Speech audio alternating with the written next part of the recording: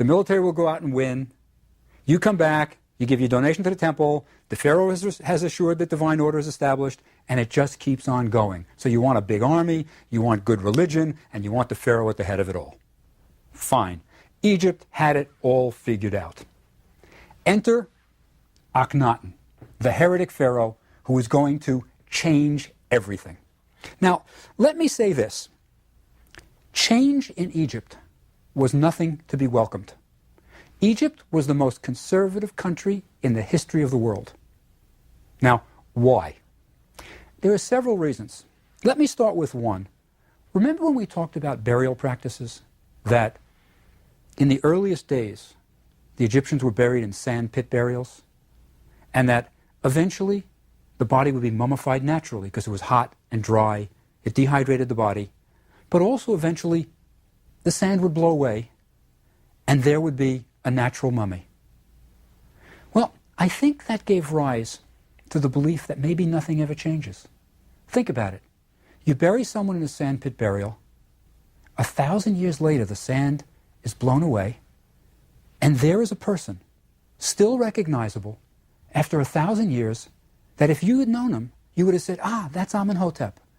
A recognizable human being after 1,000 years? That leads to the idea that perhaps with death, nothing really changes. There is a sense that it just continues in a different level. This is why I think of all the people of the ancient worlds, the Egyptians were most preoccupied with life after death. This is why they mummified, to preserve the body for the next world, because it was just going to be a continuation of this world. You were literally going to get up and go again in the next world. That's why your body had to be preserved. So even in the religion, we get a very, very strong sense of nothing changes. Now also in the realm of art,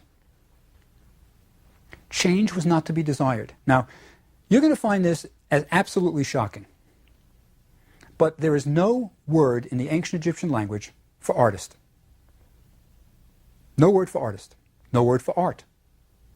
Why? Because they didn't view it as art, believe it or not. I mean, you walk into a museum and it's fabulous art. But they didn't view it as art. Let me explain. Think about this. If you walk into a museum and see a statue from the time of Sneferu, Old Kingdom, 2500 BC, you immediately recognize it as Egyptian art. No problem. It's an Egyptian statue.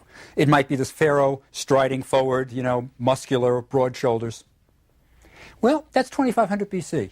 1,000 years later, 1500 BC, time of Queen Hatshepsut, King Hatshepsut, same thing. Pharaoh striding forward, looks exactly the same. 500 BC, same thing. Pharaoh striding forward. They never changed the art. So when you walk into Egypt, into an Egyptian section of a museum, you're looking at 3,000 years of art, and it's all the same. It never changed. Never. Now, why didn't it change?